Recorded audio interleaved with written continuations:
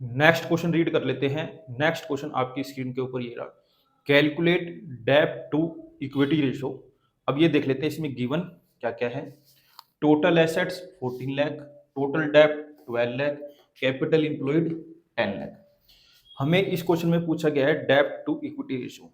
तो डेब्ट to equity ratio का फॉर्मूला होता है डेब्ट अपॉन में इक्विटी। डेब्ट का मतलब होता है लॉन्ग टर्म डेब्ट जिसको कि एलटीडी बोलते हैं।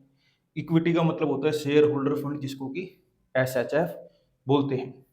तो हमने देखा इस क्वेश्चन के अंदर कहीं भी लॉन्ग टर्म डेब्ट नहीं दी हुई, इस क्वेश्चन के अंदर कहीं भी डायरेक्ट शेयर होल्डर फंड नहीं दिया गया।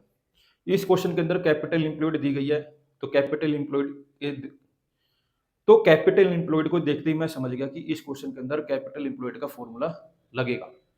तो देख लेते हैं किस प्रकार करेंगे इस क्वेश्चन के अंदर जो हमें गिवन डाटा है उसके बेस पर। टोटल एसेट्स दी गई है 40 लाख। हमें पता है टोटल लायबिलिटी बराबर होती है total asset according to balance sheet.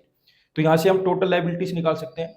Total liabilities आ जाएगी हमारी 14 लाख, क्योंकि टोटल एसेट हमारी क्या है 14 लाख। तो यहां से हमारी टोटल लायबिलिटीज आ गई 14 लाख।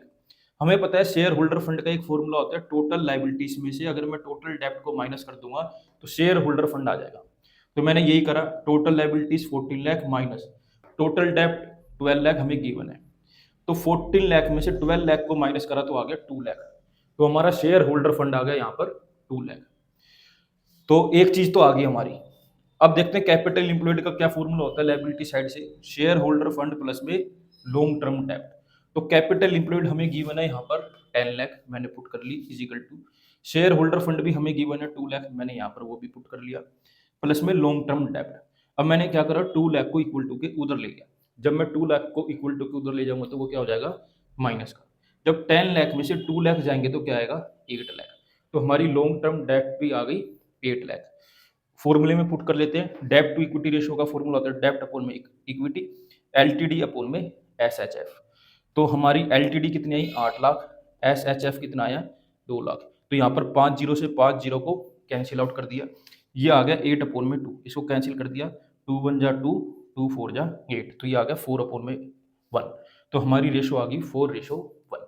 मुझे उम्मीद है आपको ये क्वेश्चन जरूर समझ आया होगा। मेरे साथ ऐसे ही बने रहिए, मैं आगे भी आपके लिए ऐसे ही अच्छी अच्छी वीडियो लाता रहूंगा। अगर आपको ये क्वेश्चन समझ आ गया तो इसका स्क्रीनशॉट ले लो,